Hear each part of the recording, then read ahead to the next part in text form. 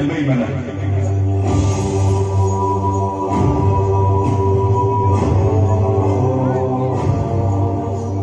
ويا حبيب عليك بقيادة الميسرة.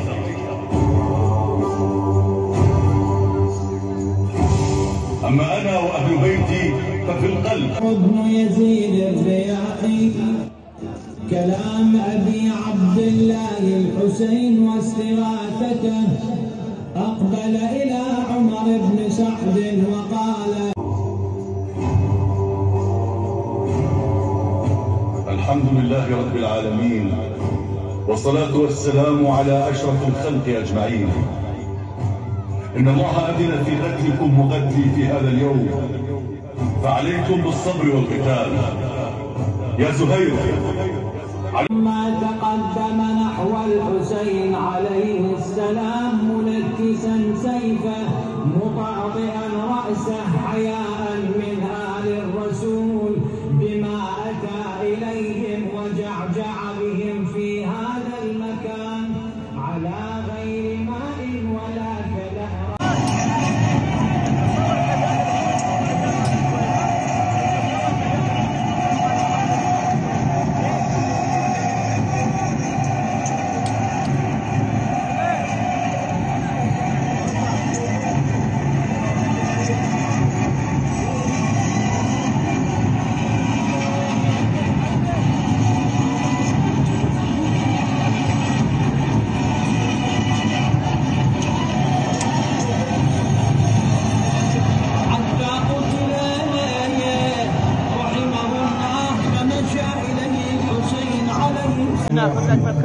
صبور مستملك الرماح ونعم الحر إذ نادى حسينا وجاد بنفسه عند الصياح.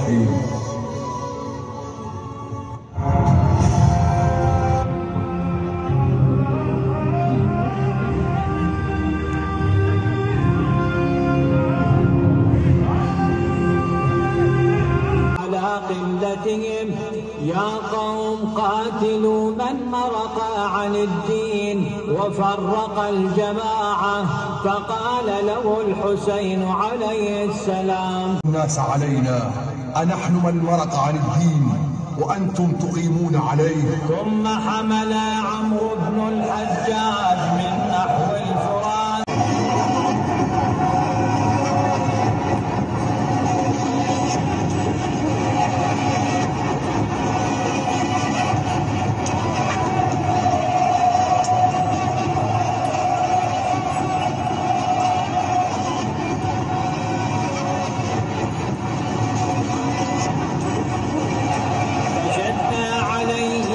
الضبابي وعبد الله البجلي وثارت. ودنا منه حبيب بن مظاهر وقال له: عز علي مصرعك يا مسلم، أبشر بالجنة. فقال له مسلم: بشرك الله بخير. احنا بوين وابي خبير يعرف فينا الخير واهل الخير. اضربكم ولا ارى من خيري، كذلك فعل الخير لبرير. اقتربوا مني يا دكاتره اولاد البدريين. اللي بقلب ابنه بقلبه يخفيها على ابنه ولوب يا بتضار يقل والدمع في العين دفاق دفاق. أنا علي بن الحسين الأكبر عليه السلام وقال له أن قرابة رسول الله حق أن ترعى. أنا علي بن الحسين بن علي نحن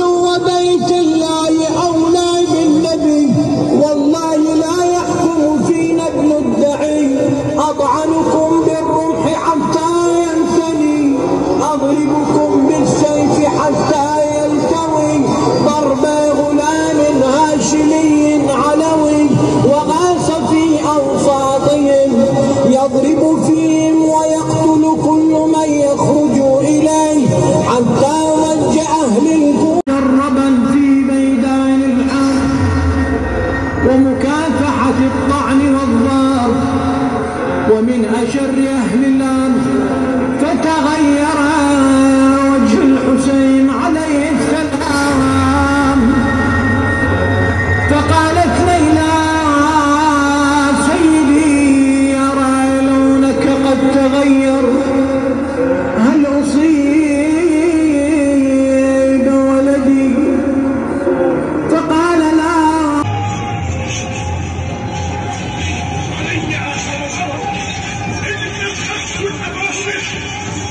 فطعنوا في ظهره فأحاطوا بالأعداء وقطعوه بسيوفهم إربا إربا، فصاح عن الوداع فقبل من رأسها وقال لها الوداع.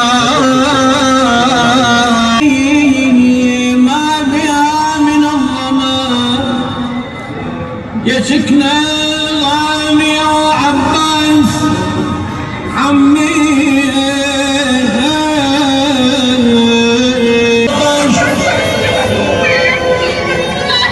فلما سمع العباس ذلك رفع راسه إلى السماء وقال إلهي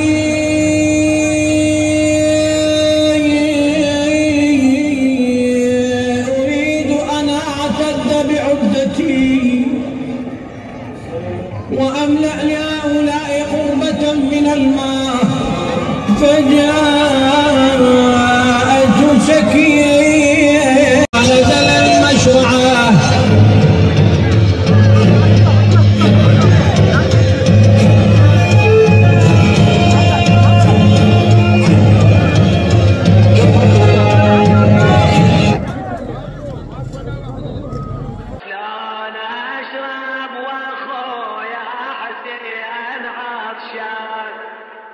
وسكنا والحرم واطفال رضعان وظل قلب العلي ليلتها بنيران، يا ريت الماي بعد لا حلا ومر هذا قطعت يميني إني أحامي أبدا عن ديني وعن إمام صادق يقيني صبط النبي الطاهر الأمين، وقاتلهم قتالا شديدا حكيم بن الطفيل من وراء نخله وضربه على شماله فقطعها، فقال عليه السلام يا نفس لا تخشي من الكفار وابشري برحمة الجبار مع النبي المصطفى المختار، قد قطعوا ببغيم يساري تصليم يا رب حر النار، وكان كل همه إيصال الماء إلى الحسين عليه السلام وعياله. فلما نظر عمرو بن سعد إلى شدة انتمام العباس بالقربة طاح ويلكم دونكم القربة، فوالله لو شرب الحسين لفناكم عن آخركم، فرشقوه بالنبال فجاءت إليه التيام كالمطر، وسهم أصاب القربة وسهم أصاب عيناه وسهم أصاب صدره وسهم أصاب ركبته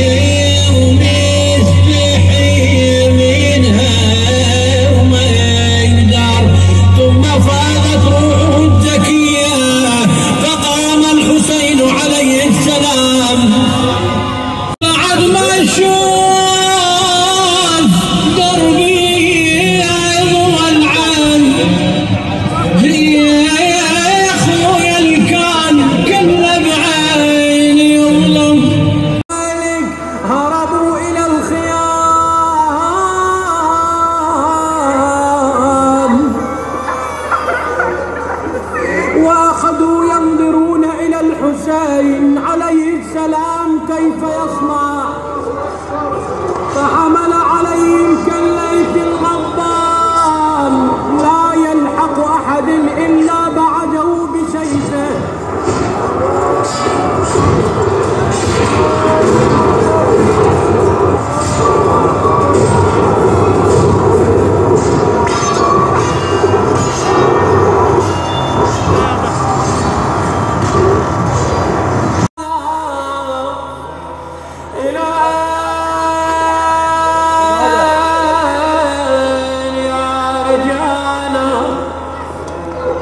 فقال احبسيهم يا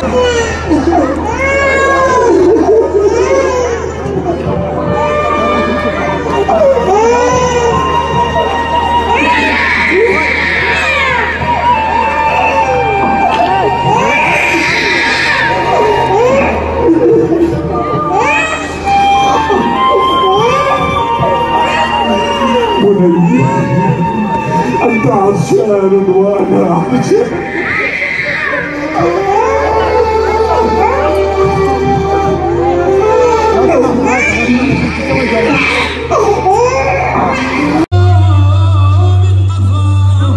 فسال الدم كالميزان، فوضع يده تحت الجرح، فلما امتلأت رماني إلى السماء.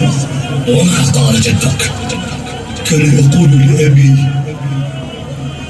يقتل ولدك الحسين رجل أبقى أبرص له بوز كبوز الكلب وشعر كشعر الخنزير.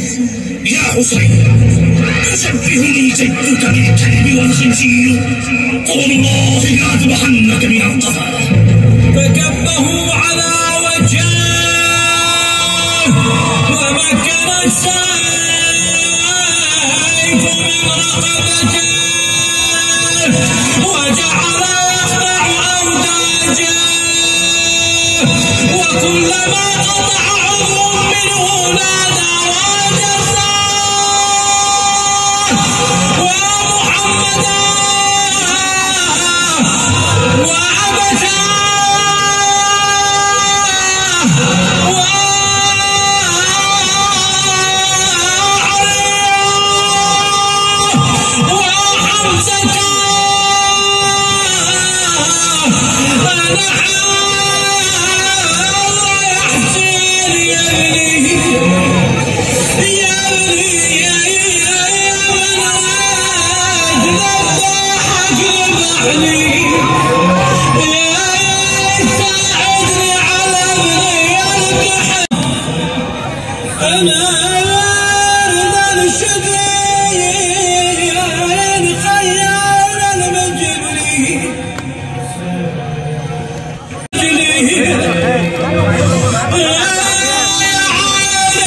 الشمس معد وصلي ولا واحد بحلقة ما يقطر.